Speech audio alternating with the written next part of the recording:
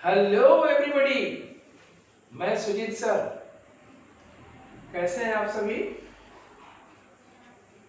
इस वीडियो में फ्रेंड्स आज हम क्या पढ़ेंगे? क्लास 9 की book history, CBSE board, chapter Nazis and the rise of Hitler. इसके पहले की वीडियो में हम लोगों ने नाजी वर्ल्ड व्यू को पढ़ा। इस वीडियो में भी नाजी वर्ल्ड व्यू को पढ़ेंगे। नाजियों की विचारधारा अर्थात हिटलर की विचारधारा। हिटलर और नाजी दोनों एक दूसरे के पूरक हैं।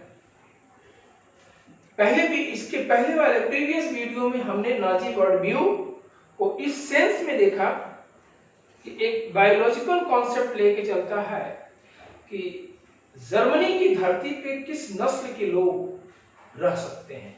हर्बर्ट स्पेंसर की थियरी को, चार्ल्स डार्विन को, और दूसरी लेवेंस ब्राउन की थियरी के तहत जियोपॉलिटिकल कॉन्सेप्ट को लेकर के अपने जर्मनी की एरिया का विस्तार करना, क्षेत्रों को जीतते जाना, उस पर कब्जा करना और जर्मन नॉर्डिक आर्यन नस्ल के लोगों को बैठाना। उसी कॉन्सेप्ट को कंटिन्यू बढ़ा रहे हैं। इस्टेब्लिशमेंट ऑफ रेशियल स्टेट, एक रेशियल स्टेट नस्लीय राज्य की स्थापना का कॉन्सेप्ट लेकर के जर्मनी में हिटलर चलता है। और they wanted a society of pure and healthy Nordic Aryan, एक pure healthy German Nordic Aryan. वो जर्मन नॉर्डिक आर्यन कौन?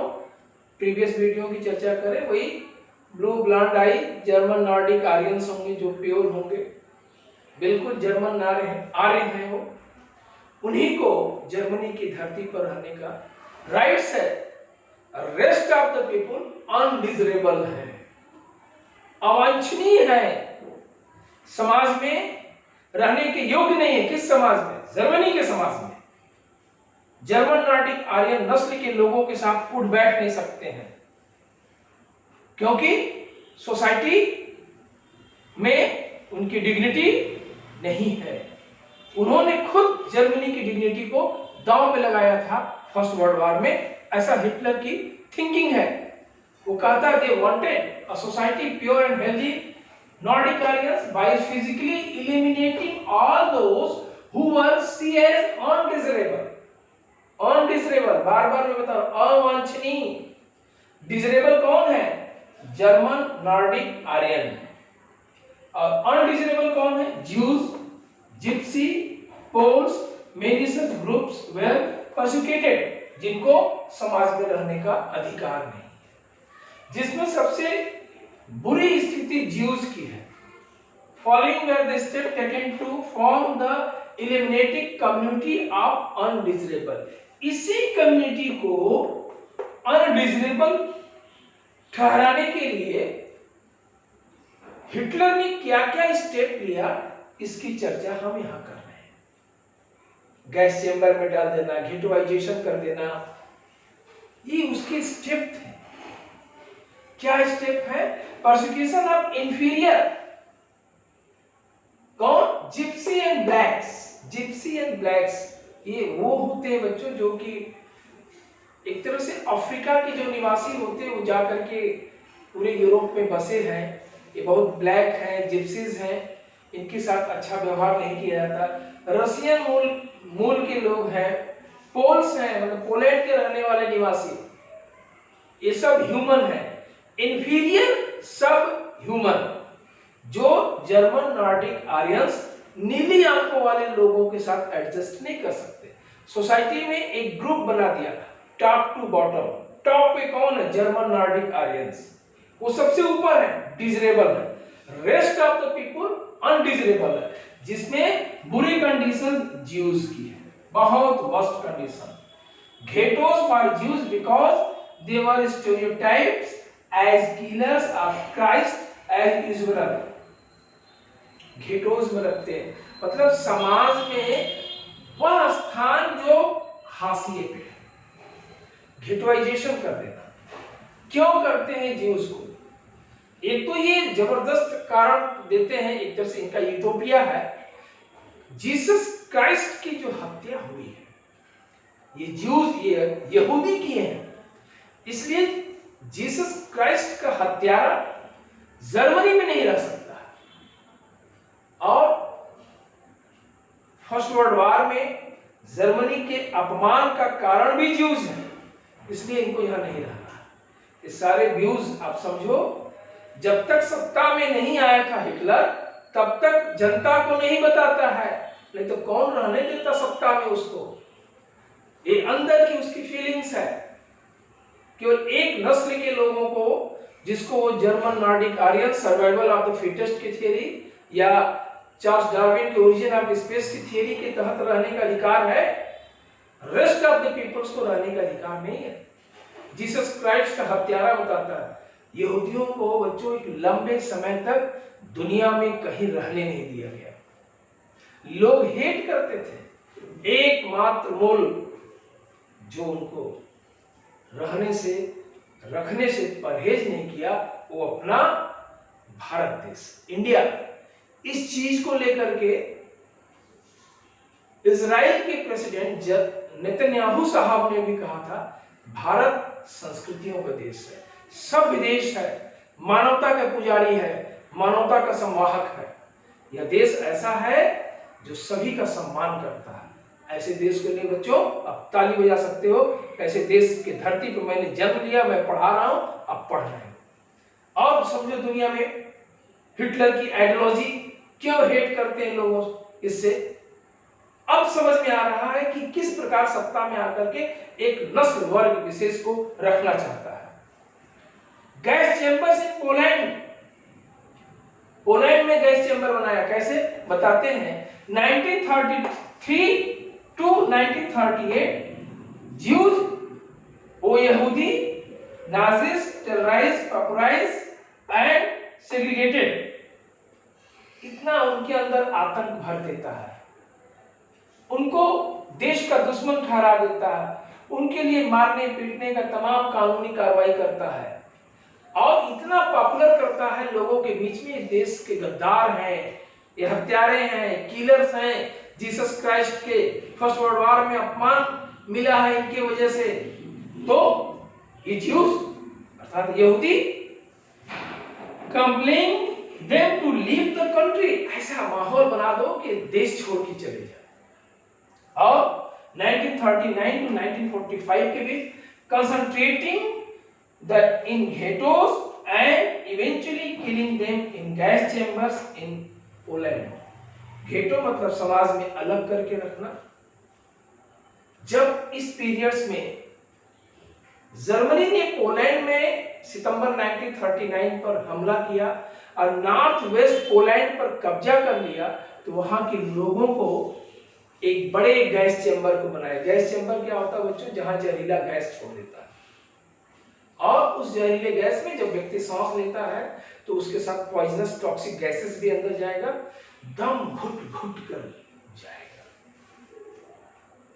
ऐसे लोगों को और कुछ ऐसे अनडिजरेबल है जिनके लिए कहता है कि यूथेनेसिया प्रोग्राम चलाओ। यूथेनेसिया क्या बच्चों, दया मृत्यु, इच्छा मृत्यु, आज बहुत बड़ा कॉन्सेप्ट है। जो व्यक्ति जीने की कल्पना छोड़ देता है, जिंदगी घुट घुट के मर रही है, रोज मरती हो, ऐसे जिंदगी के मरने से अच्छा है कि दया की मृत्यु मिल जाए। That is not euthanasia. ये तो समझ में आता है ऐसे लोग क्या करेंगे जिनका कोई इलाज नहीं है, बीमारी अशक्त हो गए हैं, बिस्तर पर पड़े हुए हैं, रोज मर रहे हैं, और उनके साथ जीने वाले जो उनको इलाज में लगे हैं वो भी नहीं कुछ कर पा रहे हैं। लेकिन वहां का यूथेनेसिया का कॉन्सेप्ट हिटलर ने ऐसा बनाया था कि ऐसा एटमॉस्फेयर कर दिया कि जर्मन नॉर्डिक आर्यन को छोड़कर चाहे ज्यूज हो, चाहे जिप्सी हो, पोलिस हो, सबको मार देता था। और ये कहता था कि तुम तो यूथेनेसिया लेकर के जा ही रहे हो। मतलब ये सोसाइटी को, दुनिया को बताना है कि कुछ मौतें यूथेनेसिया की वजह से भी, दया मृत्यु, वो जीना छोड़ चुके हैं, मरना चाहते हैं। ऐसे लोग यूथेनेसिया के शिकार हैं। इसलिए यूथेनेसिया मिली कि सोसाइटी में वर्ड को मैसेज गलत न जाए। ये भी एक कॉन्सेप्ट बना करके जर्मनी में हिटलर ने प्रोपेगेंडा किया इसका भी। तो ये नाजी वर्ल्ड व्यूज है जिसके तहत जर्मनी में लोगों को, जो जर्मन नॉर्डिक आर्यंस नहीं है, उनके ऊपर अत्याचार करना, मानवता के प्रति हिटलर ने अत्याचार किया। मानवता के नाम पर हिटलर कलंक है। यहां पर ऐसे राज्य का सम्मान लाकर क्या करोगे जब वहां जीने वाले नागरिकों को ही नहीं रहने दोगे, मार डालोगे, किसके लिए जियोगे? शायद इसका ज्ञान उसको नहीं था। और इस प्रकार हम देखते हैं कि ज्यूज, जिप्सी, पोलिस वो रहने नहीं देता है, ग्हेटोइजेशन कर देता है, गैस चेंबर में डाल देता है, यूथेनेसिया के कॉन्सेप्ट के मौत की नींद सुला दी जाती है। एक मौत का सिलसिला कंटिन्यू देश में है। इसको उसने एक और कॉन्सेप्ट में इसका नाम दिया कि रेशियल यूटोपिया। एक रेशियल यूटोपिया से क्या मतलब है बच्चों? रेशियल यूटोपिया नस्ली कल्पना लोक। नस्ली कल्पना लोक से मतलब उसका यही है, देश में बस जो सर्वाइवल ऑफ द फिटेस्ट की थियरी है, जो स्ट्रांग है वही रह सकते हैं, अदरवाइज नहीं। खासतौर से जीव से नफरत करता है। इनके लिए बाहर की बस्ती बना दिया है, पोलैंड में खुद गैस चेंबर बना दिया है, और जनरल गवर्नमेंट नामक कानून रूल करता है। जनरल गवर्नमेंट में एक तरह से इनके ऊपर तमाम आपदाएं हैं, तमाम इनके ऊपर इलीगल आरोप है, और फिर धीरे धीरे करके वन बाय वन इनको समाप्त करने का, देश में न रहने का एक रास्ता अपना लेता है। इसी के तहत वो रसिया में विजय हासिल जब करता है, रसिया में कुछ समय के लिए वहां के लोगों को जब कब्जा कर लिया तो बुरी मौत मारता है, वहां के लोगों को भी बंदी बना करके रखता है, जनरल गवर्नमेंट की थियरी वहां पर भी लागू करता है।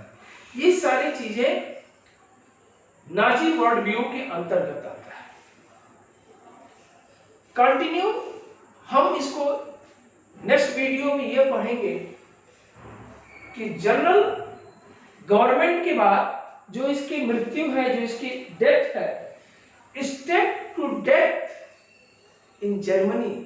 जर्मनी में जो डेथ के सिलसिले चले हैं 1933 से लेकर के 1945 तक, इसके 3 स्टेप में इसके अमानुषिक कार्यों को और भी जानेंगे। किस प्रकार अत्याचार हिटलर या नाजी पार्टी ने किया, जिसको लेकर के हम नेक्स्ट वीडियो में चर्चा करेंगे। इस वीडियो में यहीं तक। ये नाजी वर्ल्ड व्यू का पूरा कॉन्सेप्ट था। Thank you for watching video. आपको वीडियो कैसा लगा बच्चों, आप अपने कमेंट सेक्शन में जरूर बताइएगा। आशा है वीडियो आपको अच्छा लगा होगा। मैंने बिल्कुल प्रैक्टिकल ज्ञान देने का प्रयास किया है, एकदम ओरिजिनल मौलिक ज्ञान, जिससे आपको एक एक पॉइंट समझ में आए। मैंने इसमें मिर्च मसाला लगाने का, बहुत सारे पंप एंड सोल किए जाते हैं चैनल्स में, उन सब चीज़ों से परहेज करके जो स्टूडेंट्स के लिए जो क्वालिटी की चीज़ हो, जिसमें डेप्थ हो, जो प्रैक्टिकल नॉलेज हो, जो आज के करेंट कंटेंट से जोड़ करके रखता है, ऐसा चीज़ बना करके आपको देने का हमने प्रयास किया। एक बार पुनः आपको thank you for watching video.